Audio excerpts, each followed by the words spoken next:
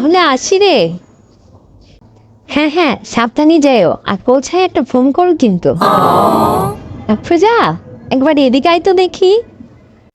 এই নে, তোর পছন্দের কিছু কিনে নিস থাম। আরে না না আন্টি, এইসব কিছু লাগবে না। দেখো না আম্মু, কি হচ্ছে আন্টি এসব? আরে না না আপা, ওকে কিছু দিতে হবে না। আপনি ভালোবেসে ওর জন্য একটু দোয়া করেন, এটাই যথেষ্ট। টাকা পয়সা দিতে হবে না, রাখেন তো আপু। শোনো না আন্টি, টাকাটা আমার খুব লাগবে। আমি যতই না বলি না কেন, টাকাটা কিন্তু আমাকে দিয়েই যাবে। আমাকে জোর করে দাও, আমি তো একটু না বলবোই।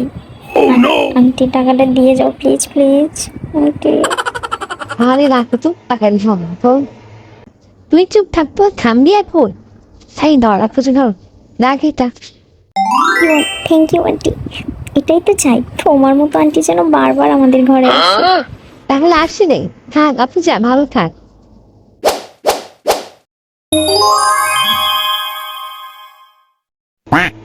কিরে, কত দিবে টাকা?